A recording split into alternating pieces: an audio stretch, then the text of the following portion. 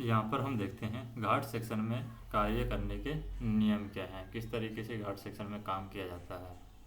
तो घाट सेक्शन में कार्य करने का नियम, कार्य करने का नियम।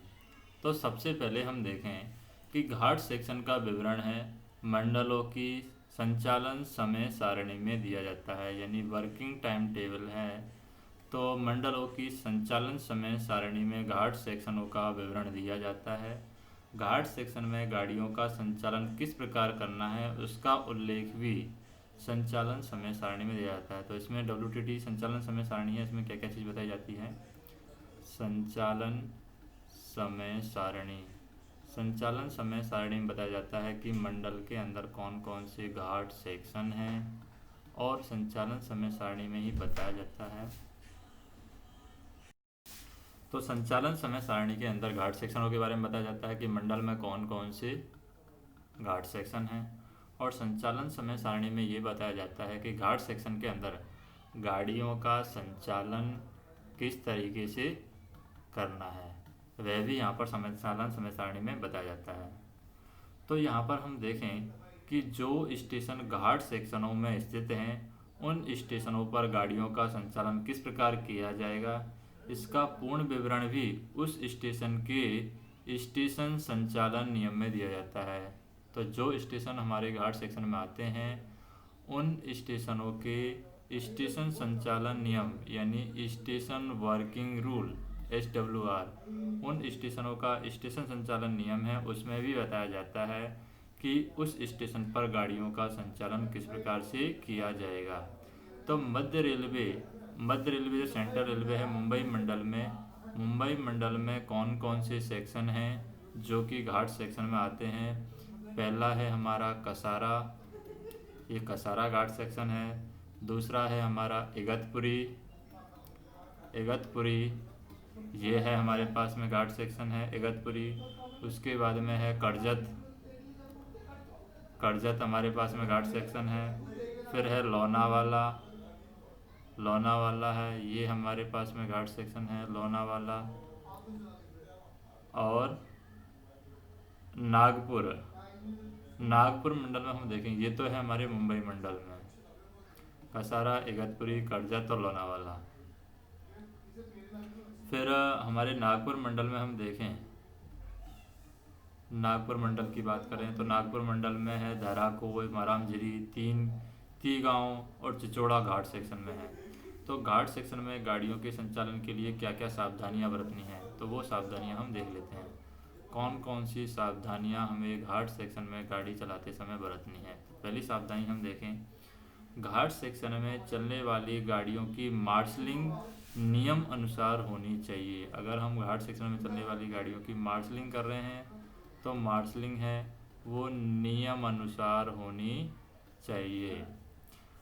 दूसरा हमें क्या ध्यान रखना है कि मालगाड़ी में इंजन के बाद भरे हुए वाहन तथा उसके बाद में खाली वाहनों को लगाना चाहिए। अगर हमें मालगाड़ी लगानी है तो मालगाड़ी में सबसे पहले भरे हुए वाहन लगाए जाएंगे, भरे हुए वाहन के बाद में खाली वाहन लगाए जाएंगे।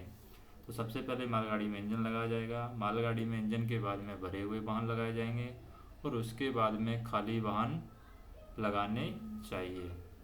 तीसरी सावधानी हम देखें क्या है कि दो बोगी के बीच या इंजन और बोगी के बीच में एक चौपहिया वाहन नहीं लगाना चाहिए।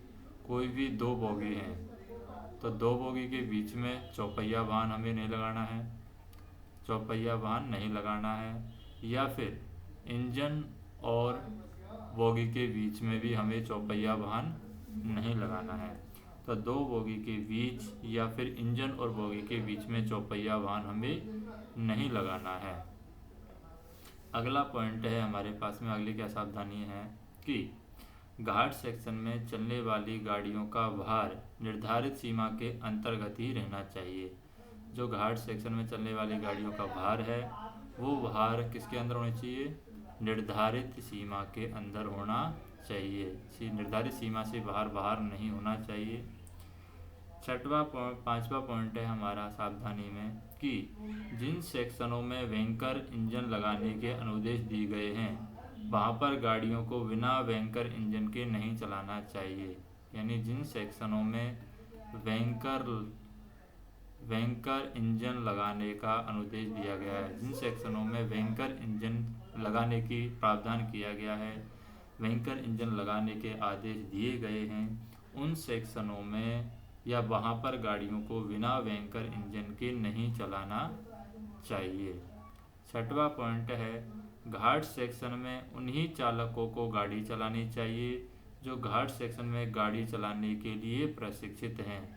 तो जिनको यहाँ पर घाट सेक्शन में गाड़ी चलाने का प्रशिक्षण दिया गया है, उन्हीं प्रशिक्षकों को या उन्हीं चालकों को घाट सेक्शन में गाड़ी चलाने का अधिकार होना चाहिए। तो घाट सेक्शन में उन्हीं चालकों को गाड़ी चलानी चाहिए जो घाट सेक्शन में गाड़ी चलाने के लिए प्रशिक्षित किए गए हैं। फिर हमें ये सावधानी रखनी है कि घाट सेक्शन में इंजन को लोड से अलग नहीं करना चाहिए।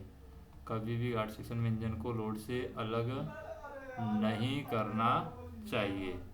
और घाट सेक्शन में लॉन्ग हॉल गाड़ी और लॉरी को घाट सेक्शन में कार्य करने की अनुमति नहीं है।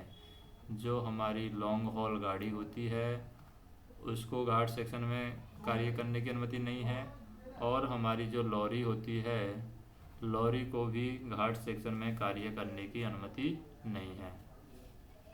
अब घाट सेक्शन में हमारे पास में दो इम्पोर्टेंट चीज़ आती हैं, एक आता है कैच साइडिंग और एक आता है हमारे पास में स्लिप साइडिंग। इन दोनों के बीच में हम अंतर देखते हैं।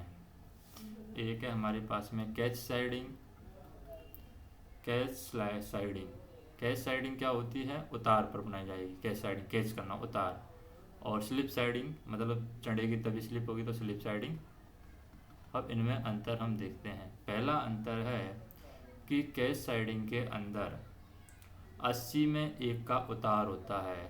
80 में 1 का उतार हो, वहाँ पर कैच साइडिंग बनाई जाती है। तो यह साइडिंग उन स्टेशनों पर बनाई जाती है जहाँ पर स्टेशन से बाहर की ओर 80 में 1 का उतार होता है। तो हम कह सकते हैं यह साइडिंग या कैच साइडिंग उन स्टेशनों पर बनाई जाती है जहाँ पर स्टेशन से बाहर 80 में 1 का उतार हो। इसी तरीके से स्लिप साइडिंग की बात करें, स्लिप साइडिंग उन स्टेशनों पर बनाई जाती है जहाँ पर स्टेशन की ओर, तो ये तो है स्टेशन के बाहर की ओर, कैच साइडिंग होती है स्टेशन के बाहर की ओर, जबकि स्लिप साइडिंग होती है स्टेशन की ओर। तो यह स्लिप साइडिंग उन स्टेशनों पर बनाई जाती है जहाँ पर स्टेशन की ओर तथा आगे 100 में 1 का क्या हो, चढ़ाव हो, वहाँ पर स्लिप साइडिंग बनाई जाती है। दूसरा, कैच साइडिंग में कांटे गाड़ी आने की दिशा में सम्मुख होते हैं। तो इसमें कैच साइडिंग में क्या होते हैं, सम्मुख कांटे होते हैं, यानी कांटे कैच साइडिंग के लिए सेट होते हैं। तो सम्मुख कांटे होंगे कैच साइडिंग के अंदर। जबकि स्लिप साइडिंग में कांटे हैं वो आने की दिशा में क्या होते हैं, अनुमुख होते हैं, अनुमुख। तो स्लिप साइडिंग के अंदर कांटे अनुमुख होते हैं, कैच साइडिंग के अंदर कांटे सम्मुख होते हैं। कैच साइडिंग की बात करें, कैच साइडिंग के कांटों को लीवर या पैनल के द्वारा संचालित किया जाता है। जो कांटे हैं यहाँ पर या तो लीवर के द्वारा या फिर पैनल के द्वारा यहाँ पर ये कांटे हैं संचालित किए जाते हैं। कैच साइडिंग में कांटों को लीवर या पैनल के द्वारा संचालित किया जाता है, जबकि स्लिप साइडिंग में कांटे जो हैं स्प्रिंग कांटे होने के कारण, इसमें कैसे होते हैं, स्प्रिंग कांटे। तो स्लिप साइडिंग में स्प्रिंग कांटे होते हैं।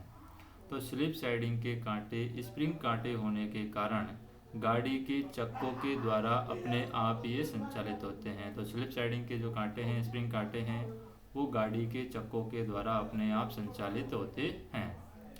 कैच साइडिंग की बात करें, कैच साइडिंग में क्या है, कैच साइडिंग पिछले ब्लॉक सेक्शन का भाग होती है। कैच साइडिंग हमारी पिछले ब्लॉक सेक्शन का भाग होती है, जबकि स्लिप साइडिंग किसी भी ब्लॉक सेक्शन का भाग नहीं होती है। किसी भी ब्लॉक सेक्शन का ये भाग नहीं होती है। फिर हम देखें क्या होता है। कैश साइडिंग है वो हमारी अगले ब्लॉक सेक्शन का बचाव करती है, अगले ब्लॉक सेक्शन का बचाव। जबकि जो हमारी स्लिप साइडिंग है, स्लिप साइडिंग हमारी पिछले ब्लॉक सेक्शन का बचाव करती है, पिछले ब्लॉक सेक्शन का। कैश साइडिंग की बात करें, कैश साइडिंग की क्षमता पूरी गाड़ी की लंबाई के बराबर होती है। इसकी जो क्षमता है पूरी गाड़ी की लंबाई के बराबर होती है। जबकि जो स्लिप साइडिंग है, स्लिप साइडिंग की क्षमता केवल 3 या 4 डिब्बों की होती है। और कैश साइडिंग है, कैश साइडिंग वाले स्टेशन पर गाड़ियां हमेशा रुक कर के चलती हैं, गाड़ियां हमेशा रुक कर के चलती हैं। उन स्टेशनों पर रुक कर नहीं चलती हैं जहां पर स्पीड सेंसिंग डिवाइस लगाया गया है। तो कैश साइडिंग है, कैश साइडिंग वाले स्टेशन पर गाड़ियां हमेशा रुक कर के चलती हैं, लेकिन अगर स्पीड सेंसिंग डिवाइस लगाया गया है तो स्पीड सेंसिंग डिवाइस ये पता कर लेगी कि लोको पायलट गाड़ी को कंट्रोल करने की अवस्था में है, तो यहाँ पर गाड़ी को जाने देगी। जबकि स्लिप साइडिंग है, स्लिप साइडिंग वाले स्टेशनों से हमेशा गाड़ियाँ क्या होती हैं, बिना रुके जाती हैं, बिना रुके। स्लिप साइडिंग में गाड़ियों को रुकने की ज़रूरत नहीं है, स्लिप साइडिंग वाले स्टेशनों से गाड़ियाँ हमेशा बिना रुके जाती हैं। तो हम यहाँ पर देखें, हमें ये ध्यान रखना है कि कैश साइडिंग या स्लिप साइडिंग या सैंड हम्प में गाड़ी का प्रवेश सांकेतिक दुर्घटना माना जाता है। जब भी गाड़ी कैश साइडिंग, स्लिप साइडिंग या सैंड हम्प में प्रवेश करती है तो इसको हम एक सांकेतिक दुर्घटना का नाम देंगे।